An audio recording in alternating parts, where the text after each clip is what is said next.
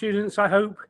Ready for a bit of sale and lease back. One thing I wanted to say right at the beginning was we're not going to go through leases as such on here. I'm going to presume you know it. But if you don't, I did a good lunchtime live, can't remember now, 2 or 3 days ago. If you just go look at our YouTube channel, you'll see leases for FR, and all that applies to SBR as well.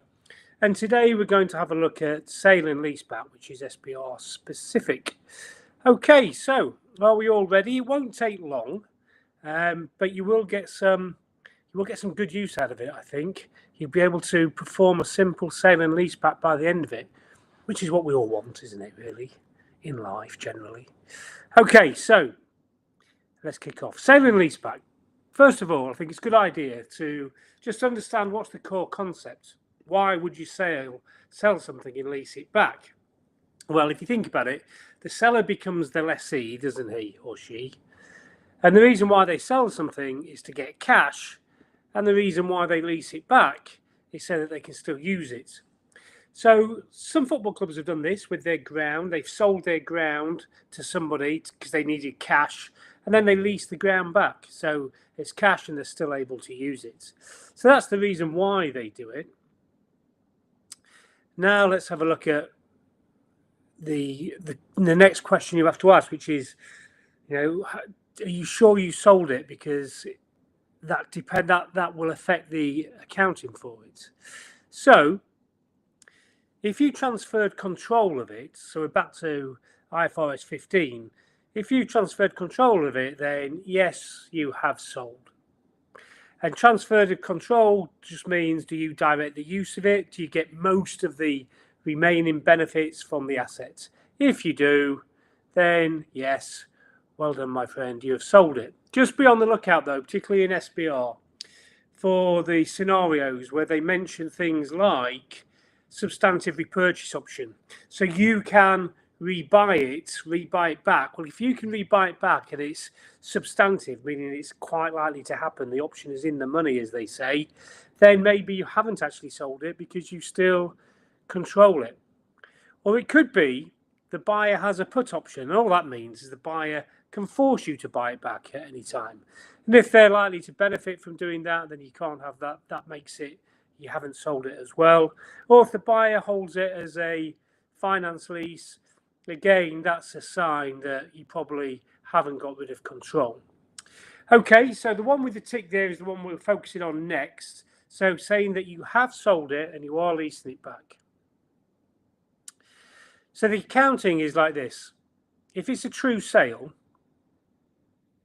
you get rid of the asset because you've sold the asset. Kind of makes sense.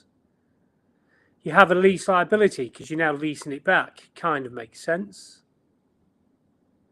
You recognise a right of use asset because you're leasing an asset now. Kind of makes sense. If you're not sure about this right of use asset and lease liability, go back and have a look at the YouTube channel. Just 2 or 3 days ago under the lives, I did a lunchtime live on it. Okay, so that kind of all makes sense, and you make a gain or a loss on the end because you've sold something.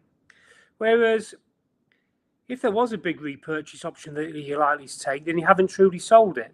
So what do? Well, you don't recognise the asset because you haven't truly sold it. The cash then is a financial liability. You've basically got a load of cash that you're going to give back to the person who gave you it. Okay, and then the lease payments that you make, that's basically paying off that lease liability. We will have a look at numbers on both of these. The trickiest one, though, is when it is a true sale. So let's focus on that. Throughout this little lecture, the sale will be at fair value. So the asset has a carrying amount of $1 million, and you sell it for its fair value of 1.8 million.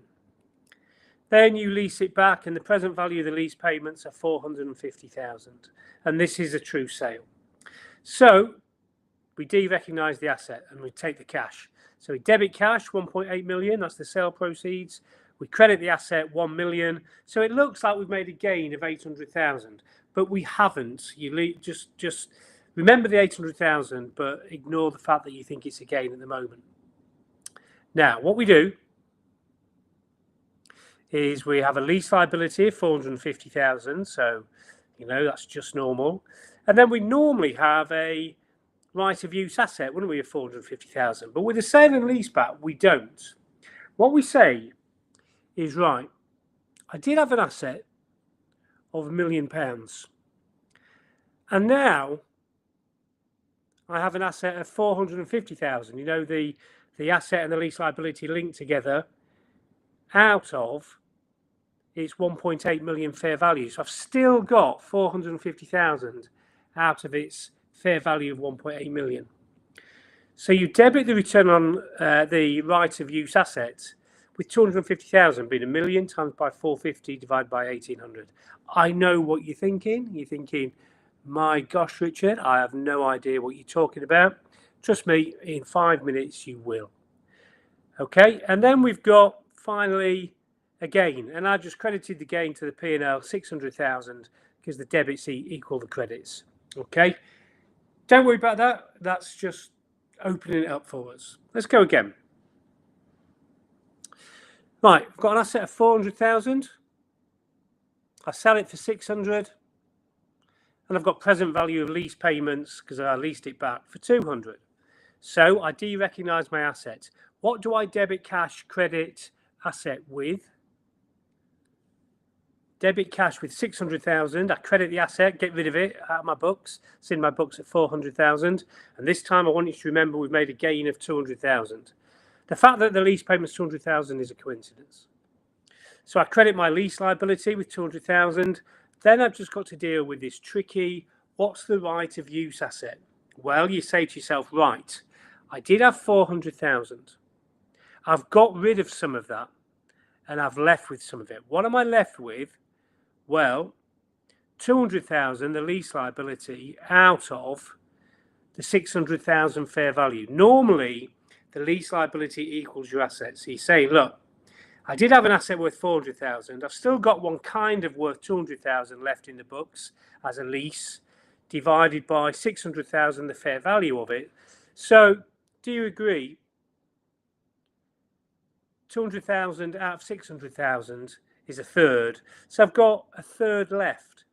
So I take my 400,000 and I times it by 33% and I get 133,320. That's what I debit the return of use asset. Now, if I've got 33% left, then that means I sold effectively 67% of the asset. And can you remember we said the gain was 200,000? So the gain that I'm going to show in sale and leaseback is 67% of 200,000. You could also work it out of being your balancing figure, but that should say 200,000, not 600,000 there. Okay, you could have worked it out as your balancing figure, but I'm just showing you how you do it properly as well, so you understand the concept. Hopefully it's sinking in just slightly more. Guess what we're going to do next? We're going to do another one. We've got an asset worth, or not worth, in our books, 2.5 million. It's worth, and that's what we sell it for, 3 million. But we actually lease it back at present value of the lease payments for 1.35 million. So I get rid of my asset. So I'm going to credit my asset with how much? If I get rid of it, 2.5 million. I'm going to debit cash with how much? 3 million. So I've made a 500,000 gain, but I'm not going to show that whole gain because effectively I haven't sold it all. I'm still leasing some of it back. I've still got a right of use asset.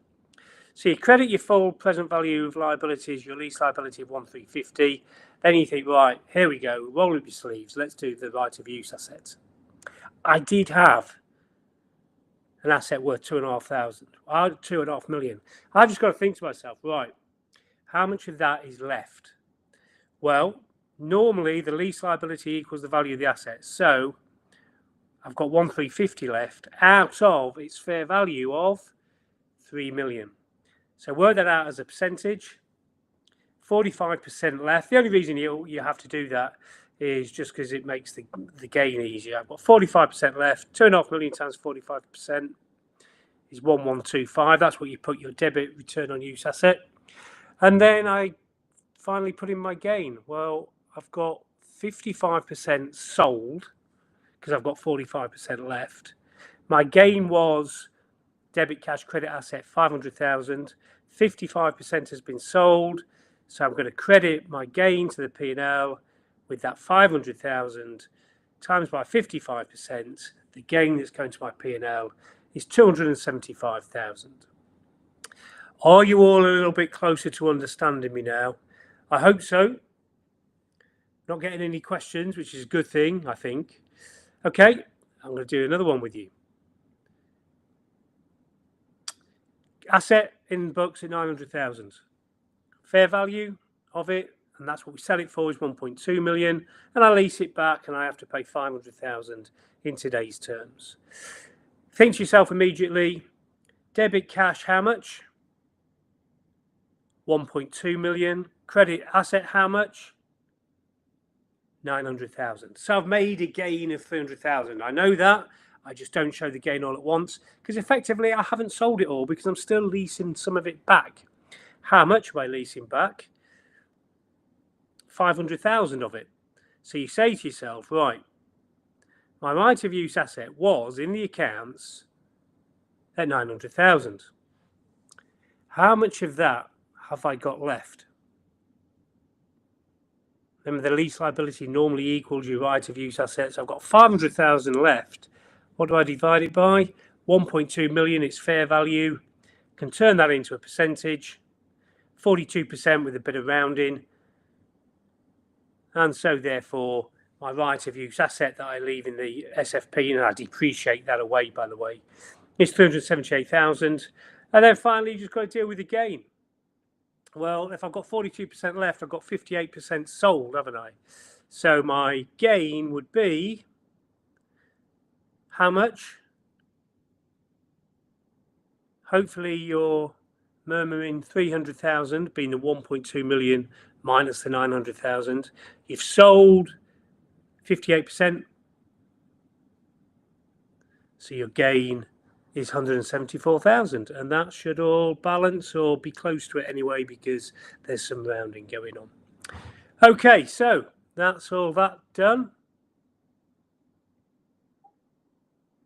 Gosh, I'm doing one more with you. Okay, 1.8 million carrying amount, sold it for 2.4 million. Of course, if you're doing this at home and you could, once we're finished, this stays on YouTube, so you could just pause this and have a go yourself, but we will do it together. Debit cash 2.4 million, the sales proceeds. Credit asset 1.8 million. Sounds good. Credit the lease liability with 1.2 million.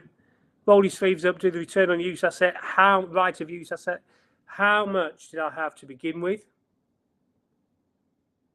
1.8 million. How much is effectively left? 1.2 million out of the fair value of 2.4 million. So 50% has been sold, and therefore the right of use asset is 900,000. And then finally, I can work out my gain because 50% left, 50% sold. You can do that in your heads, folks, I think. You know what the original gain was. You know you've effectively sold 50%. What is the gain? So you say, right, the gain was to begin with 600,000, but that's in total. I've effectively sold 50% of it. So that's 300,000. And then you say to the ACCA SBR examiner, thank you very much. Give me all the marks, please. Don't forget, in the exam, it's not just all about numbers. You've got to explain this, which is why I'm spending some time explaining what's going on as well. Okay, so we said if it's a true sale, we de-recognise the asset, we recognise a lease liability, we recognise a right of use asset, that's where you have to roll your sleeves up a bit, and we recognise a gain or loss on it as well, which looks like that could be a balancing figure, but if you're asked to work it out, you know how to work it out now. If it's not a sale, do we de-recognise the asset? No, because you haven't sold it. Why would you? And the cash coming in, we said, was a financial liability. You basically just owe it back to them. How do you pay it back to them? Well, you're paying. You've got a lease now. You're a lessee now, so that lease just pays off the financial liability. So let's just have a quick go at one of those. The asset has a carrying amount of £1 million. The sale proceeds are 1.8 million. And the lease payments are 120,000 per annum. So all you've got to think to yourself is, do I derecognise the asset? No, I don't. So it's not debit cash credit asset. It's debit cash credit financial liability. Think of it like they're loaning you money. Okay.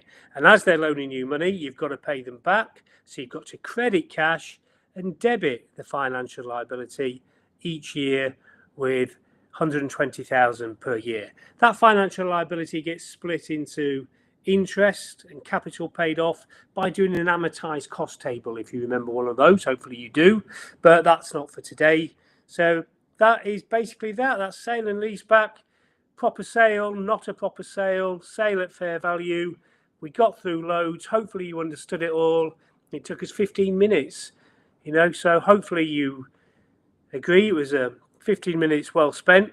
All that's up to me is to thank you. Hopefully I'll see you again at aCOWtancy.com. And if you did enjoy it, please do drop us a like and drop us a subscribe. It really helps us, gives me the will to live and to carry on doing these lunchtime lives and helping you as much as I can. So thank you ever so much for your time. If you're doing APM, I've got something for you tomorrow as well. I think we're doing not-for-profits performance measurement.